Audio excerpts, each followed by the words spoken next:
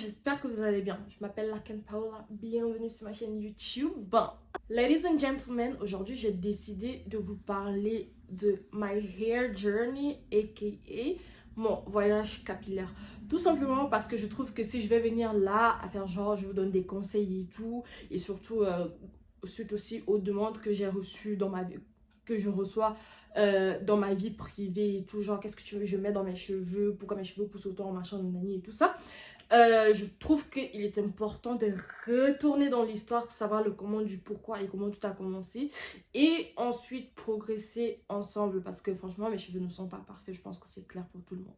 Donc voilà. Alors sans plus tarder, rentrons directement dans le vif du sujet. Alors, j'ai commencé à me défriser les cheveux en 2013, tout simplement parce que avant ça, je n'avais pas de vie, pas de cheveux. Bon, si j'avais une vie, mais j'avais pas de cheveux parce que j'ai fréquenté à l'école bilingue. Tout mon cursus scolaire au Cameroun était dans une école bilingue, de la maternelle jusqu'au lycée. Et pour tous ceux qui s'en souviennent, pour la OG, on sait tous que voilà, on n'avait pas le droit de garder nos cheveux en fait. Donc avant j'étais congolibon. La personne qui rit, je bloque, ok? Ne rigole pas. Bref, donc du coup je n'avais pas de cheveux et c'est quand j'ai aménagé en Suisse en fait que j'ai commencé à cotiser mes cheveux parce que quand même, je ne pouvais pas baisser mon charisme de benguiste comme ça. Qui a déjà vu une benguiste congolibon? Qui? En tout cas à l'époque ça n'existait pas. Donc voilà, j'ai commencé à garder mes cheveux comme ça. Et en arrivant en Suisse, en fait, ma mère ne savait pas tresser. Elle entretenait, et jusqu'aujourd'hui, elle entretient ses cheveux avec du défrisant.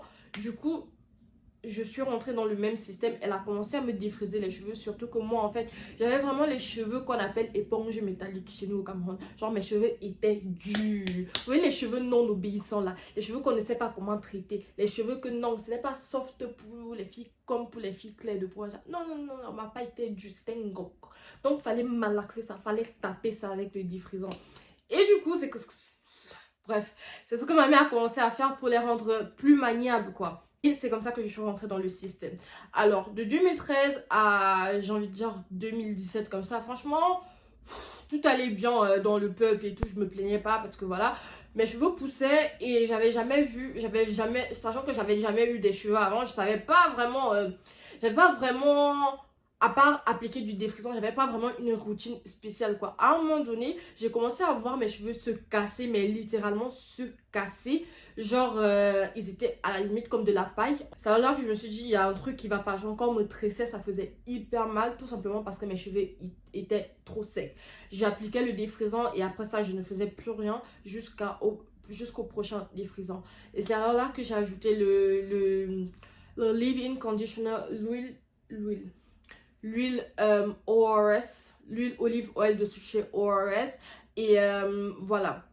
Et ça a quand même amélioré les choses parce que mes cheveux quand même se cassaient de moins en moins, même si c'était pas encore le top et tout, parce qu'il fallait beaucoup plus en fait. Donc c'était pas encore le top, mais au moins je voyais un changement, ça rendait mes cheveux plus maniables après le défrisant et tout ça. Donc j'aimais bien franchement et j'utilise toujours cette huile jusqu'aujourd'hui. Mais sauf que ça uniquement ça ne suffisait pas comme je l'ai dit. Donc j'ai aussi testé le S-Curl. J'espère que c'est le bon nom du produit. Et du coup, ce produit-là, en fait, ça rendait mes cheveux vraiment... ça m'aidait pour les jours où je voulais peigner, où je voulais peigner mes cheveux sans les défriser, quoi. Où je voulais vraiment faire une coiffure comme ça. Ça m'aidait énormément parce que ça permettait... ça faisait en sorte que mes cheveux soient démêlés plus facilement. Donc, je surkiffais. Et je ne sais même pas d'ailleurs pourquoi j'ai arrêté ce produit, honnêtement. Bref, voilà.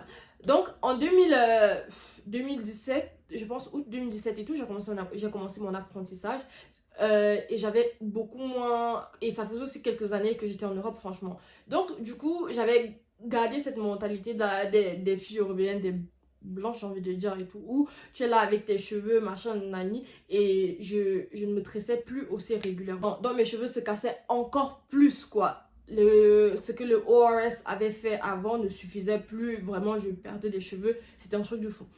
Et donc du coup j'ai ajouté la mayonnaise capillaire à mes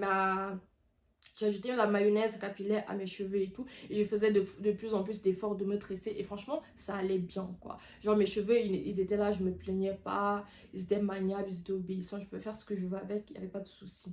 Maintenant 2018 je suis tombée enceinte, non c'est quand 2019 je pense, je sais même plus, 2018 je pense, je suis tombée enceinte en été 2018 et tout.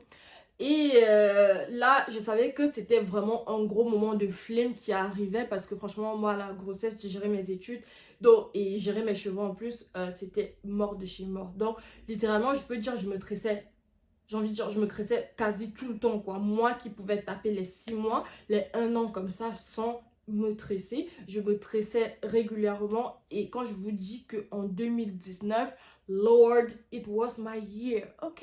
Genre, j'avais une chevelure incroyable. J'avais l'impression que mes cheveux réagissaient aux produits, mais de façon incroyable en fait. À peine je me défrisais les cheveux, j'avais le, comment on dit ça, le length retention. Genre, je voyais la longueur, ils étaient doux, ils étaient soyeux, malgré le fait que j'étais enceinte et tout. Après, je sais pas aussi, peut-être les hormones de grossesse ont aidé, je saurais pas le dire. Mais franchement, mes cheveux étaient magnifiques, ok?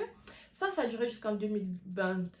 Maintenant, 2021, la vie de maman, les factures, le stress, et surtout aussi que comment dire, surtout aussi que la santé de mon fils, franchement, en ce moment-là, c'était pas trop ça, quoi.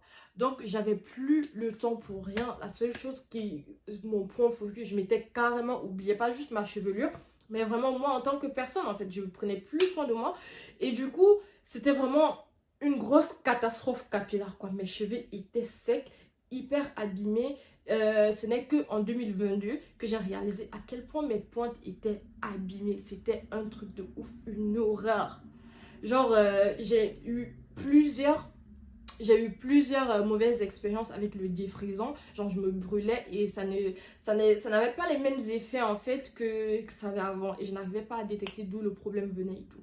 Donc, je me suis dit, non, ça peut pas continuer comme ça. Like, this can't be my life. It can't be my testimony. Ok? Donc, voilà, je me suis dit, LP on the beat, même si personne ne m'appelle comme ça. En 2023, on va se reprendre en main. On va faire les choses bien, on va faire les choses correctement parce que moi, franchement, j'aime mes cheveux. On va pas se mentir, ok?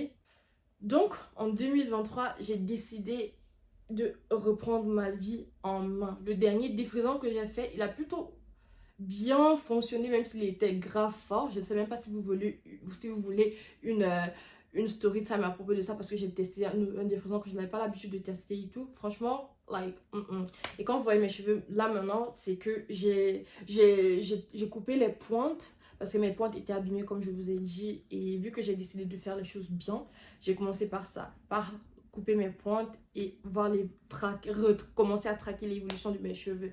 Alors, un truc que j'ai remarqué, c'était quoi? En Afrique, j'avais toujours cette mentalité de... En quittant l'Afrique plutôt, j'avais cette mentalité de ah franchement le défrisant fait pousser les cheveux, le défrisant fait pousser les cheveux, alors que c'est faux en fait. Je sais pas qui a dit ça, mais c'est faux, ok? Like, le défrisant lui-même, il ne fait pas pousser les cheveux. Ça donne l'impression de longueur vu que nos cheveux sont raides et tout, et non bouclés. Donc, c'est comme quand tu lisses tes cheveux. Ça donne vraiment cette impression de longueur. Mais en soi, ça ne fait pas pousser les cheveux.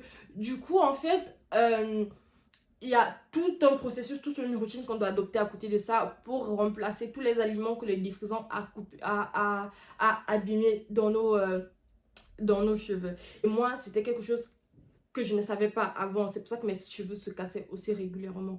Maintenant, en ce moment, ça recommence à aller, mais c'est pas encore ça, quoi. Parce que mes cheveux sont quand même secs. Ça fait 1 semaine que je me suis défrisé les cheveux. Et franchement, like, c'est pas le top, quoi. Je dois faire mes soins et tout. C'est ma raison d'être sur YouTube. Donc, abonnez-vous déjà à cette chaîne parce que vous allez suivre ma progression en temps réel. Et en 2023, au lieu de me concentrer sur la longueur de mes cheveux, parce que c'est ce que je faisais en fait quand je me défrisais les cheveux tout le temps, je voulais juste la longueur et tout, je me rendais pas à quel point ça m'abîmait les cheveux et tout, j'ai décidé de me reconcentrer sur la santé de mes cheveux. Et oui, c'est possible d'avoir des cheveux en bonne santé même s'ils sont défrisés, ok?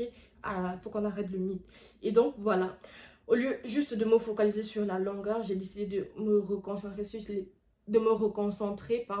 sur l'hydratation et la force de mes cheveux. Donc les soins protéinés, on va limiter la casse et on va hydrater tout ça, ok? Donc voilà, si vous voulez voir cette évolution avec moi, n'oubliez pas de vous abonner à cette chaîne. Si vous n'avez pas encore liké, franchement, tout ce palabre là pour rien. Really? Is that what we're doing now? C'est ce qu'on fait maintenant? Likez cette vidéo, je vous prie, et surtout partagez et activez la cloche de notification pour ne manquer aucune prochaine vidéo. Until next time, people, stay blessed.